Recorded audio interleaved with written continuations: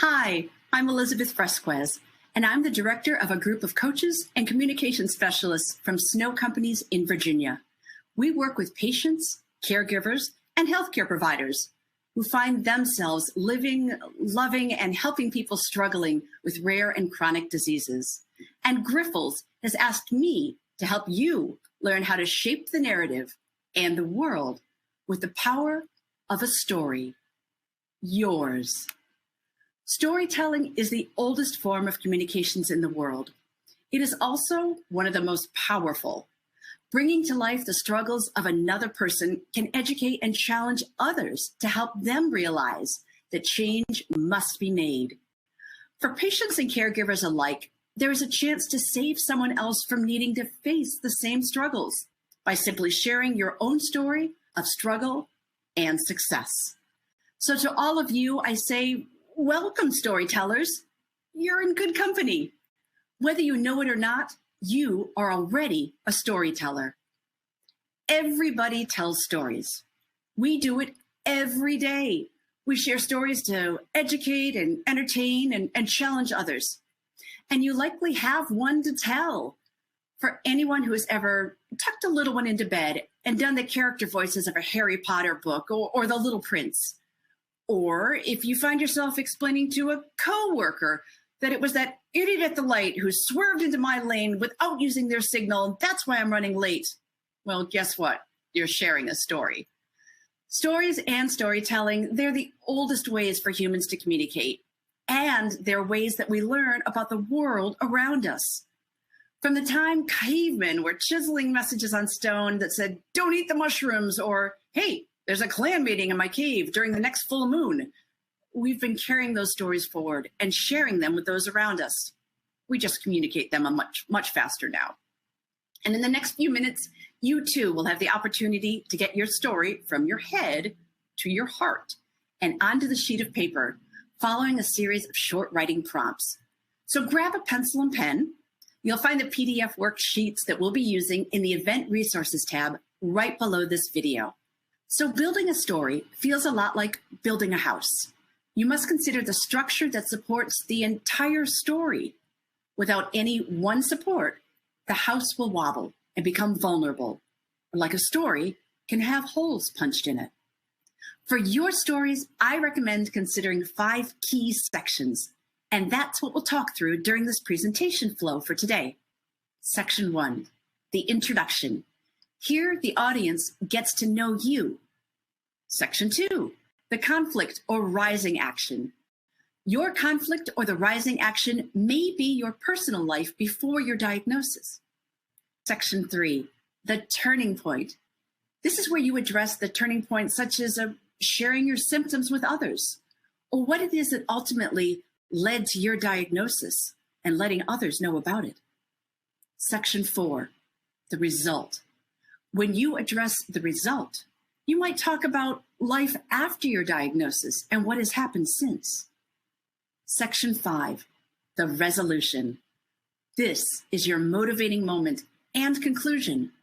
What will your audience leave talking about? So how does a good story start? With the basics. You must be able to answer these essential questions. Who am I speaking to? Why should they even listen? And what do I want them to know? With these answers secured, you'll be ready to start building your story. In English Composition 101, we often heard about the story arc. The 5 sections that we just talked about also support the arc of the story. They rise, they fall, they recover, they move forward, sometimes they move the story backwards. It's a way to frame your story to provide guidance and milestones. Most stories do follow along this type of arc, but reach each section at different intervals. As every person is different, every journey is different, every story's arc is different. But the same questions should be asked throughout each interval. 1, am I building a structure that supports the beginning, middle, and end of a story? 2, does each section support the curve or the main part of the story? And 3, am I moving my story forward? In the same way that a weight-bearing wall or a piece of an ark supports the upper levels of a home, everything in the story needs to support the story arc as it ebbs and flows. So we've talked a little bit about how to structure your story and the important questions to answer before. But how do you choose what to write about? It's got to be something you're passionate about, not just about your specific health condition, but what makes your experience unique. How does your condition impact your daily life? Why does the way you handle treatment work for you? How do you keep going forward? What drives you? How much does support matter in your journey? Each of these ideas helps center your story and drives it forward, helps to develop the story arc with its ups and downs and plateaus. When it comes to your story, consider using a metaphor or a theme that can help drive home that underlying message. That's when you really start taking a story to its next level. Often a story can be told with the use of a central theme. Perhaps it's a hobby used as a metaphor. It becomes a way of framing your journey. For instance, I've worked with a close friend who struggles with schizophrenia, and she also has a home studio where she works on stained glass. When we were talking about getting her story from her head to her heart and then to paper, we used her stained glass work as a metaphor to shape her story around it. So she spoke about the distortions of the glass when she spoke about how she felt about living life with schizophrenia. She spoke of sun filtering through the colors when she spoke about how others viewed her after she shared about her struggles with her condition. And she talked about the simplicity and strength of the stained glass frame that she would create to capture the different colors and the different moods of her life. For her, the metaphor of using stained glass was perfect to help move her story forward. So from moving your story forward, it's used in everything from your favorite storybook to The Hobbit by J.R.R. Tolkien. Typically, a theme is woven from the start of the story through to the end. It's that theme that provides a touchstone to turn to and away from. A theme can help anchor the telling of the story. Now, what is the underlying message in your story? Is it something as simple or as powerful as the hero's journey? Well, we see the hero's journey in the Harry Potter books, in Star Wars, in The Lion King. Is your theme love conquers all? Well, for that theme, we've seen it in Beauty and the Beast, in the Twilight movies, even Wuthering Heights. Do you have conflict in your story? Is that the theme? Well, conflict was all about what Gone with the Wind told us. Lord of the Flies, even the Bourne identity. Think about overcoming adversity. Overcoming adversity is in films like The Blind Side, Redemption, and even Up. But the point is to get started, right? So how do you take that first step? How do you get beyond that empty page? In the words of Julie Andrews, well, you start at the very beginning. You must make your audience interested in what you have to tell. You need a hook, something relatable or exciting, so they want to follow along with you. The audience should know why you're telling this story, so they'll be excited to see how you come out at the end. And make sure each part of your story supports that main idea, like we were talking about with the arc. Your story is important. It can change things. It can change people's behavior, the way they're thinking. You can shape the world and others who hear your story and feel your vulnerability simply by sharing it. By being open about your story and sharing it with others, you can help them learn the importance of being in a community with others who share their diagnosis or stand up for what's right for them and that community. Everyone has a story to tell. Let's start writing yours. So let's get started. For the next 2 minutes, we are going to craft the intro to your story. First thing you'll need to do is to download the intro workshop. If you haven't already, you'll find the PDF worksheets that we'll be using in the Events Resources tab right below this video. We have 5 different worksheets to help us create that framework that we were talking about for your story. Each worksheet has different writing prompts. You probably won't get through all of the writing prompts during the time we have, and that's all right. Don't overthink the prompts. That's all they are prompts. They're meant to help you get your story out of your head and onto the paper. It's a way to connect to that head and heart like we were talking about. So we'll have 2 minutes for each worksheet. When time is up, and I'll let you know, move on to the next one with me. What that's going to do is if you have a prompt or 2 that you haven't gotten to, you'll have work to do afterwards, and we can simply continue the process on your own to help move that story forward and help you deliver and develop your prompts. So think back about what we've already spoken about. Arcs, stories, 5 different steps to move your story forward. But let's just focus on step 1 right now, your intro. Here are some writing prompts and questions to get you started with your intro. Who are you speaking to? Who's your audience? Doctors, nurses, newly diagnosed patients, community members? Who are you speaking with? And why should they listen to what you have to say? Use your intro to help bring these points forward. Use the writing prompts to help you get something on paper. Don't worry about grammar or punctuation. Just get those thoughts on paper. And the third prompt for this one is, what central theme can you weave your story around? So we've got 2 minutes to work on this worksheet. Let's get started.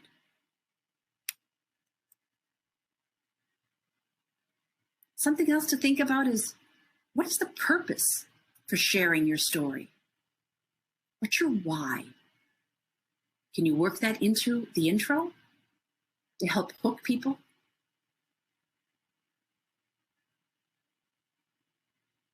Think about that message.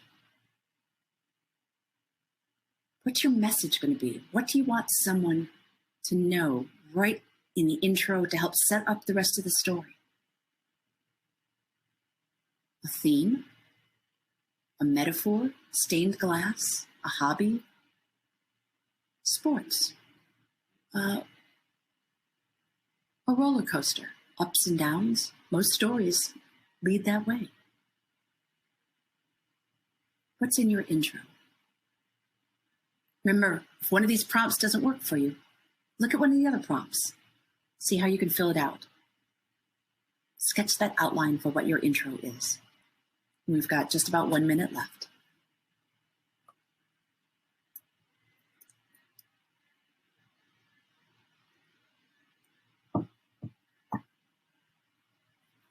What I don't want you to do is to get stuck trying to put together your intro. All we're trying to do is to get phrases or words or theme onto the paper so that you can start the process. Don't get stymied with this part of it. Just try and get some of the thoughts down on paper. Got about 15 seconds left on this worksheet, then we're going to move on to the next one.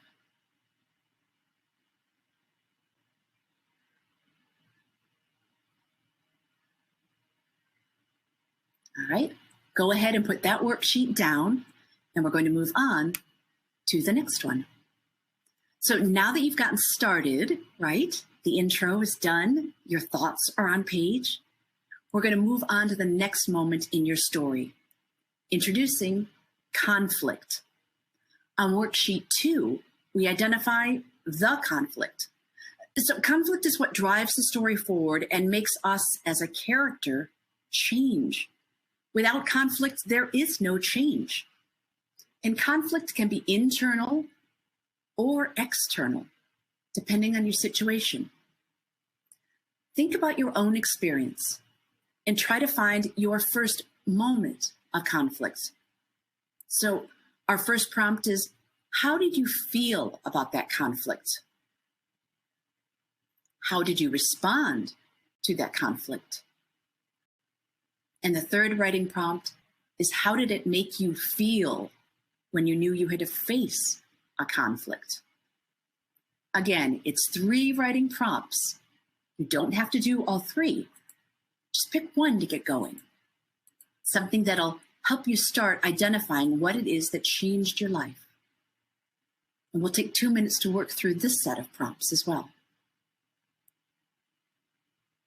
So I mentioned conflicts and sometimes can be internal. Is it you who changed? Did your heart change? Did your head change? Or external? Was it a diagnosis that you didn't expect? Or did somebody else change? And that's what caused the conflict.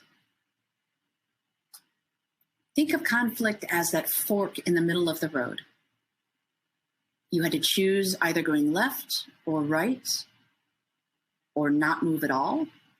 Sometimes no movement is conflict also. What's your conflict? Got about a minute left on this one. Again, don't worry about complete sentences. Just get some phrases down, or maybe even a single word. Was it diagnosis? That was my conflict. Sometimes it can be emotional. Sometimes it can be physical. What's the conflict? Where was the turning point? What made you approach life differently?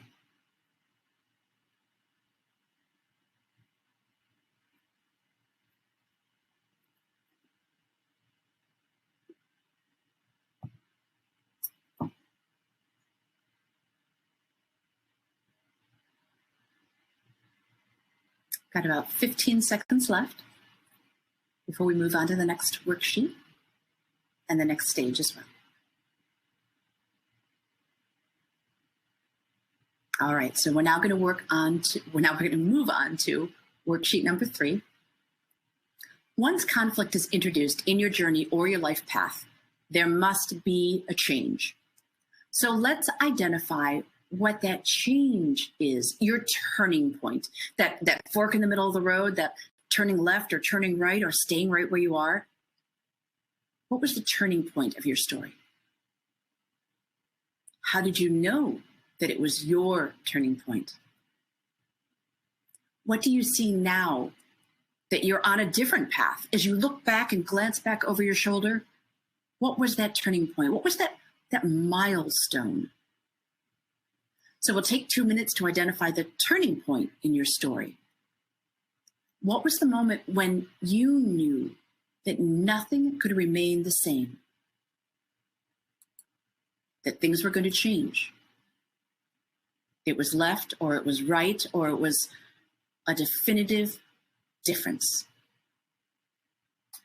And for some of us, that can be moving backwards. The movement can actually be forward or backward, left or right, or, like we said earlier, just a pause.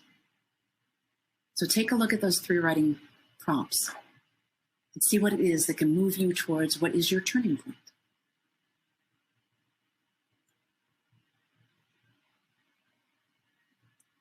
What was that time when you knew everything to come was going to be different?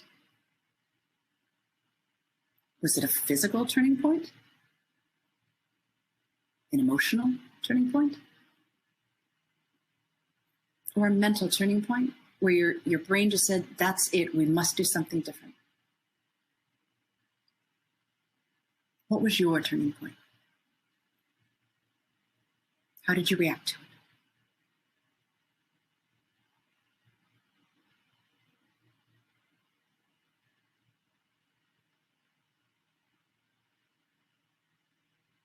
Got about 1 minute left.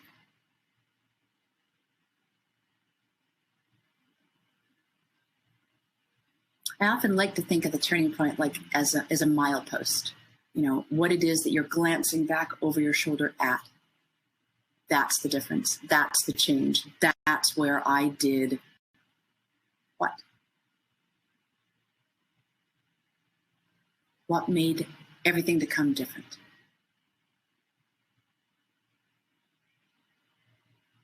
Was it a diagnosis with a treatment? You chose treatment A instead of treatment B. We've got about 15 seconds left on this one.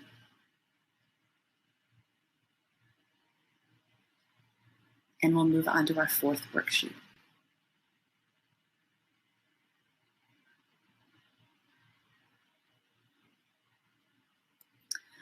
So with any turning point, there is always that before and after, that glance back over the shoulder, which brings about the result. And this is more than a line in the sand that gets drawn. This is more than passing by that milestone. You will never be the same. What are the results of that milestone, of that turning point? What happened after you experienced your turning point? How did life change? How did you change? What actions did you take from there? 3 points for you to consider, 3 writing prompts. If one is just, you're blanking out on it, you're blocked, try one of the other ones. But let's focus on this one for a little while. We're going to take 2 minutes to write down how it is that you reacted to that turning point in your story. Did you go gleefully into what is the future? Were there some dark moments? Did you have to consider what it is that you wanted to do before taking those steps? Or did you jump right in? What is the result of the decision of choosing path A or B, that fork in the road?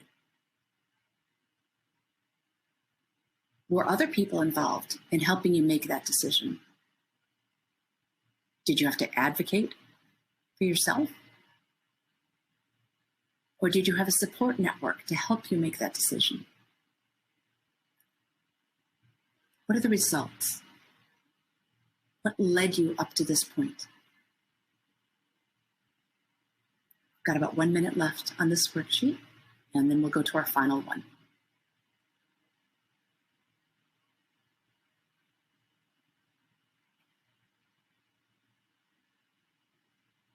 Based on the decisions that you made, based on the conflict that you had, what actions did you take? What are the results of the decisions that you made or didn't make? Sometimes when we don't make a decision, we're making a decision, right? We've got about 30 seconds left on this worksheet. We'll move to our final one.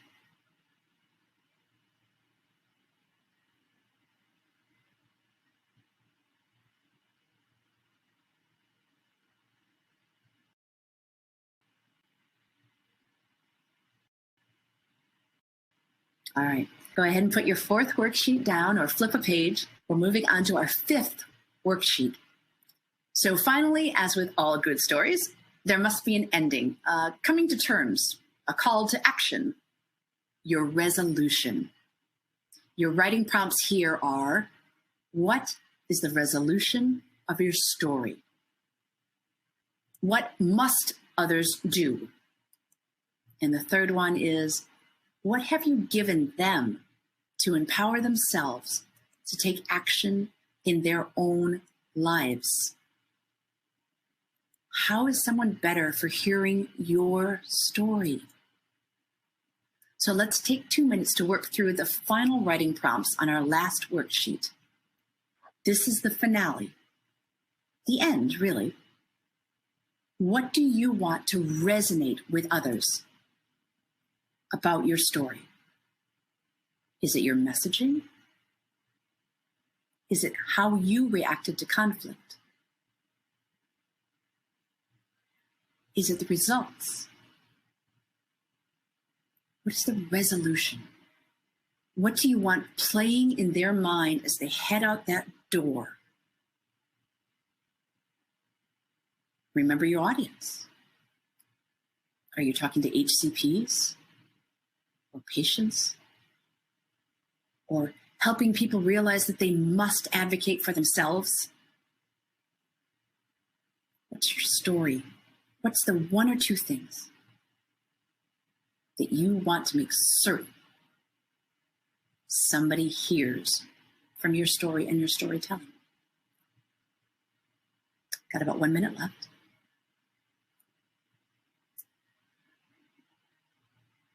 Your intro that sets up the story, the theme that you weave throughout it, the metaphor that you choose.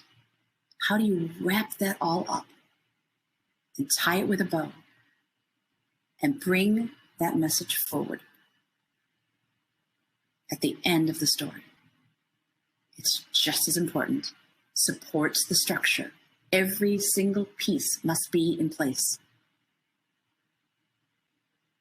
What's your resolution? Got about 30 seconds to go.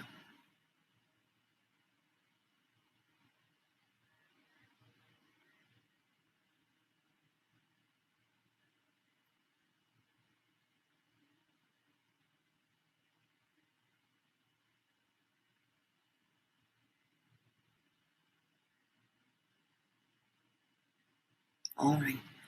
In the same way a building doesn't go up overnight, neither should a story be rushed. It's important to take the time to realize the ebbs and the flows, the highs, the lows, the plateaus even. So I hope through the exercises we've done that you begin to see kind of a framework for your story through the worksheets that we've worked on. And I hope that you find yourself inspired. Think about who you want to share it with and what details make it come to life. Through the story of your journey, you have the opportunity to empower others. I hope you leave here today knowing that you do have a story to tell, how your unique story can influence others, and the importance of sharing it. Thank you for spending your time with me. Now go out there and share your story with others.